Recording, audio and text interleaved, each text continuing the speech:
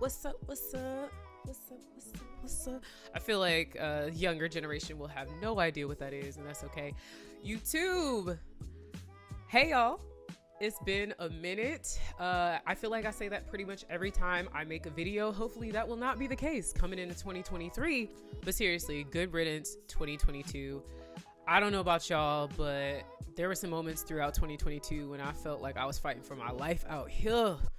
I mean, my goodness gracious. It was a roller coaster. Of course, there are sirens right now. I'm not even going to stop this because at this point, I live in New York. There's always going to be some noise, and hopefully this new setup that y'all see right here is isolating my sound a little bit better. It's wild. I've had this whole setup for a while, but just never took the time to really work it out. And so one of my commitments, one of my goals for 2023 is to be dedicated to creating videos every week for YouTube specifically. And in order to do that, I've had that goal for a while. I tried to do it in 2022, but it didn't work because I was just all over the map. I'm not going to lie to y'all, and I'll get into that in a minute. But I finally have the setup all together. It's to my liking for now. I might tweak it over time, might adjust my camera, might adjust my microphone, etc. But what I realized is that in order for me to consistently produce content, I need a stable setup, recording studio situation going on, and I did not have that before. Before, I would, take my phone, I would come over to my desk, try to plug it up. I would have to figure out my microphone situation. The audio would be good, it would be bad some days. So now, your girl can just literally pull up to the desk, and the mixer's here, the microphone is here. All I gotta do is push it out of the way. The camera is right here. All I have to do is turn it on, so I can actually create the content and the videos that I want. I have so many ideas, so many topics that I want to talk about. I'm really looking forward to sharing more of my thoughts, my observations, my ideas, etc. with everyone that's watching, I guess. So before I get into a quick recap of 2022, as well as sort of what I'm looking forward to in 2023, I do think it's important for me to acknowledge that moving forward, a lot of my content on this channel is no longer going to be just diversity, equity, and inclusion content.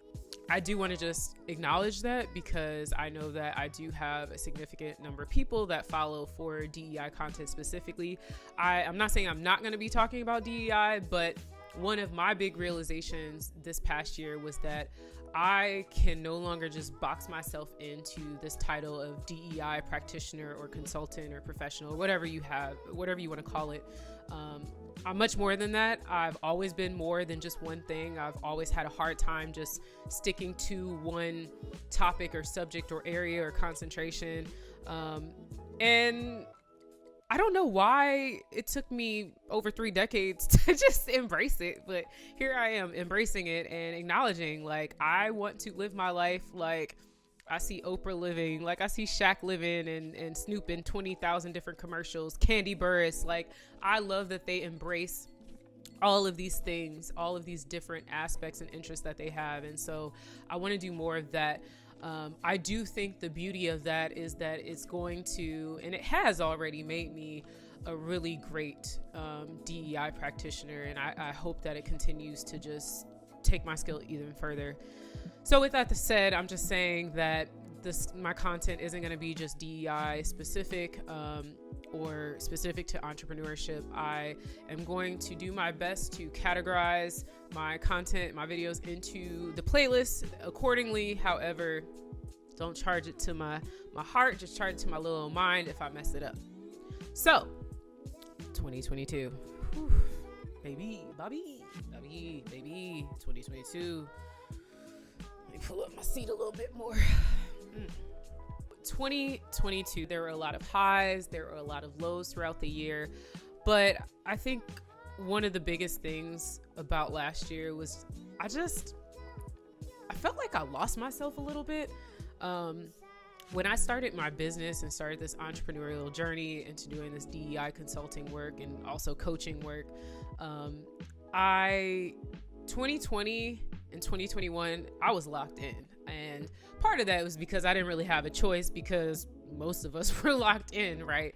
But I mean, mentally, I was locked in. I had a vision. I knew what I was trying to achieve. I hit a lot of those goals. I didn't hit all of them, but I hit a lot of those goals, and it was very clearly outlined.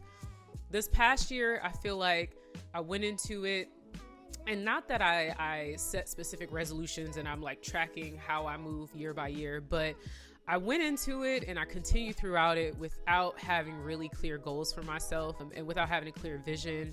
I kind of stopped self-reflecting as I haven't had in the past.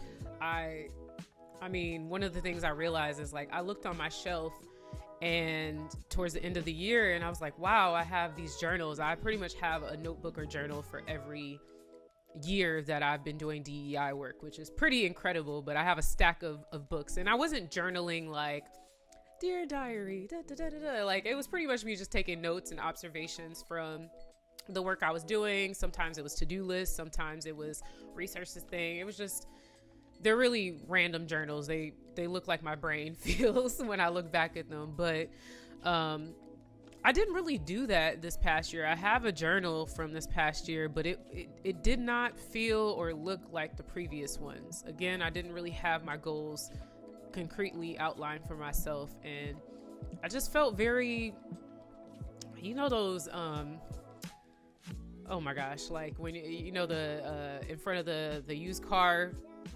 used car companies or whatever, like those little inflatable things that are like that's how I felt all of last year. I just like, and I had to get it together, child, because that wasn't it. That does not work for me. Maybe it works for some. It did not work for me, especially as an entrepreneur where I am holding my own self accountable. I am responsible for my bills. I'm responsible for health insurance. Child, don't let me get into that, because they tried me in 2022. They still try me this year too. That's another story. But I say all that to say that I did not feel focused pretty much the entire year. I felt like I lost myself a little bit. Then I got sick. I found out I was anemic, like real anemic. Like, whew, it was bad. Amongst some other stuff going on, but that was the biggest thing, and it added to me not feeling like myself because I just didn't have the energy. I didn't have the drive that I normally have. Or had in the past. I should say have, because it's back. We taking these iron pills now, child. We good. We getting there. But just things like that, or you know, another good example is like I go through sort of phases where I work out, I don't work out. But one thing that's always been constant for me for many years is that I almost always have resistance bands or weights near my working space, or near my couch, and while I'm watching TV, I'll like do a couple reps, or in between meetings, I'll like do a couple squats. I stopped doing that. Like, again, did not feel like myself. My weights are back under my desk now though, and best believe a couple sets in between. So just those small things, I just, again, felt like I lost myself. Another thing, I stopped whiteboarding. I tell people I had to go back to the drawing board this fall, like the last quarter of 2022. I went back to the drawing board, but literally I went back to the drawing board. I went to my whiteboard that I had not touched since I think January or February of the year, and I just started writing down things. And one of the biggest things that I learned and that I observed is that there is a significant difference between really tapping into what you're passionate about and what you're good at. And I spent a little too much time last year trying to explore passions, most of them weren't paying my bills. And so that caused me financial stress, because I'm like, oh crap, like I'm not generating enough income to cover my living expenses, or I have to tap into my savings. And so there were just a lot of realizations that I had. I, like I said, had to just do some reflection, and I'm feeling more like myself, and I'm grateful for that. But 2022, like I said, was a heck of a year. What else can I share? There were a lot of shifts with relationships last year. I've mentioned it before, but like my dating life it's just clip. It's just clip. Like at this point, and that was one of the things coming into this year that I was like, I'm not going to. Last year I was like, I'm dating with intention. I'm gonna be more mindful about how I'm dating, who I'm dating, etc. It didn't make a difference for me, unfortunately. And so this year I'm like, if it happens, cool, but I'm just not pressuring myself in that same way or expending as much energy as I did last year on dating. There are goals that I want to achieve and that I want to hit, and I'm setting a time frame for myself. I've shared it with people before. I said I want to retire by 35. I use retire loosely. Like, I don't think I'll ever stop working, quite frankly, or doing the things that I love or that I'm passionate about. But when I say retire when I say retire by 35, what I mean is that I want to make sure that I'm generating enough income or sort of passive income streams, really, to cover my month-to-month living expenses. So that's my goal by 35. Am I on track with that? Have y'all seen the grocery prices? Cause baby, we'll see. I'm still targeting that as a goal. I don't know if it's gonna happen, but I'm also not gonna beat myself up if it does not happen. I'm okay with that. But yeah, I think this is actually a good transition into 2023. 2023, like I said, the last quarter of the year, fall, early winter, was really sort of pivotal for me. So 2022 was an entire bust, but not only did I do a lot of self-reflection, introspection, and just kind of taking a step back to just really evaluate my life and what I want next, what I want this next chapter to look like. I also had a few really great opportunities land in my lap. And for the first time, those opportunities, and I took them. For the first time, those opportunities just felt so right, unlike a lot of the work that I did last year. I can't quite articulate it. I can't exactly pinpoint it or explain it, but they just felt right. And so I took those opportunities, and they were just like really pivotal moments for me to be like, oh wait, hold on, girl. You need to go explore this a little bit more. So I'm taking those experiences and using them as leverage to map out what I want this next year to look like, or actually beyond. I'm using it to map out retire by 35. Like I said, I'm just shy of 2 years of hitting 35, but we're gonna say anything before 36 is retired by 35, right? So yeah, those opportunities were they were blessings. They were not even in disguise. They were just blessings. I was like, wow, like some things you just can't explain in life. Like, it was the right time, the right thing, the right people, the right energy. And so I'm just really grateful for those moments, and me actually being open enough to embrace them and be like, okay, wait a minute. And then to actually reflect on them and start to connect the dots.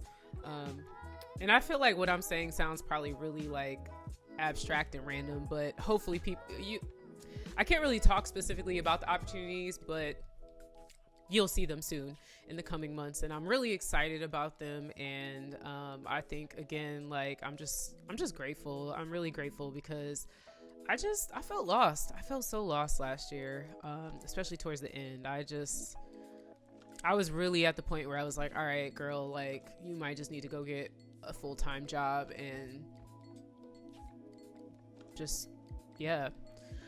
And I'm glad I didn't give in. I'm glad I didn't throw the towel in. I've had those moments a couple of times where I'm like, we about to just throw the towel in and go get a full-time job. But this one was like, I was really, really over it. So I'm grateful. Going into 2023, like I said, am embracing the fact that I'm not just a DEI professional or practitioner. I am embracing a lot of my creative energy and actually scheduling my time accordingly. Last year I said I wanted to try to do that. Now I'm being very, very intentional. I'm putting time on my calendar to do the things I want to do. I'm seeking out opportunities that allow me to do those things, and I'm really excited. More specifically, if you're interested, I am going to be doing more web design. Hopefully, if you haven't checked out my website, you will. But I just recently did a refresh on my website, which I kind of tag teamed. I worked on it for the past several months. So pretty much as I was trying to figure out who and what I am or where I'm going for the next year or so, I was simultaneously kind of mapping out my website. I was like, here's a goal. This is what I want it to look like. For example, I realized that coaching, just general coaching, which is something I wanted to do last year. And I did. I did a lot of coaching for Black women, which was great. It was really rewarding work, but it also took up a lot of my time and did not financially do the best for me. And so I had to be mindful of that, and also mindful that I'm good at it, but I'm not great at it. In contrast, what I am great at is helping other DEI practitioners build workshops and own in on their facilitation skills, both in person, virtually, and in hybrid settings. Shameless plug. So I am really tapping into the things that I'm good at and that I'm skilled at and that I also enjoy. I really,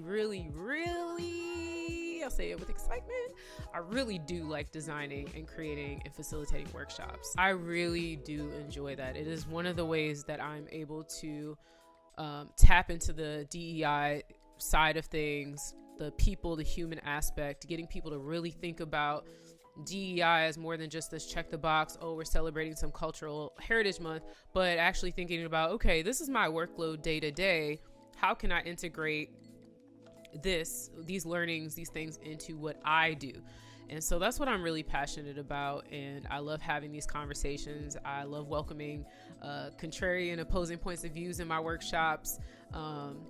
And so I want to teach other people that are interested in the DEI space how to navigate those types of conversations, because it can be really difficult, especially when you are part of a historically marginalized identity or community. So that's one of the things I'm really going to be focused on, both continuing to design and facilitate workshops, but also helping other DEI practitioners do the same. I am not going to be career coaching. As much as I like sharing advice with people, I do not enjoy it. And I don't think I'm always, I don't know I'm not the best person to give career advice, because I don't have the answers, Sway. I ain't got the answers. You ain't got the answers, Sway. I don't have the answers.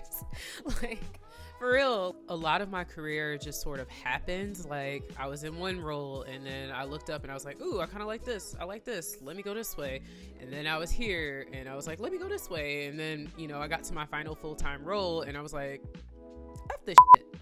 And I wanted to try doing my own thing. So I don't have a plan for people or advice. All I can do is share my journey. And so I don't think I'm the right person to give people career advice, but I am the right person to help you design and facilitate a DEI workshop effectively. Give me a shout. What else? Thinking about,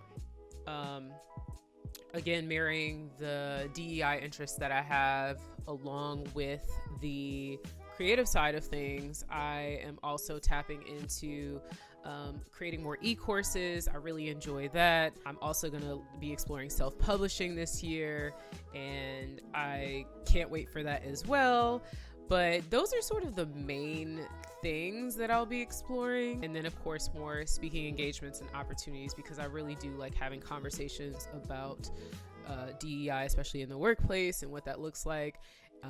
And I think one of the really fortunate things is that I have had the ability to work with a lot of different clients in a lot of different industries and have sort of that bird's eye view of what it looks like in different spaces and for different people. And I think that information can be really valuable. So I'll be spending more time doing that. And of course, I'm going to be creating more YouTube content. So I'll be sharing things about DEI. I'm going to be sharing things about my life, like I said early on, because I think I have a lot of random life experiences that other people could benefit from hearing about. I think storytelling is very powerful. It's helpful for people mentally and emotionally to know that they're not the only ones in certain situations. So I'll be talking a lot about that. And a lot of it is going to come through my series, The Bread Aisle, which is my series dedicated to Black women for Black women. So I'll be talking about a lot of different topics there. I'm also bringing back Black Folks Doing Extraordinary Things. I already have a couple of really great interviews that I recorded last year and never got to edit that I'm really excited for y'all to see. So stay tuned for that. And yeah, if there's any suggestions for topics, things you want to hear about, please drop me a note.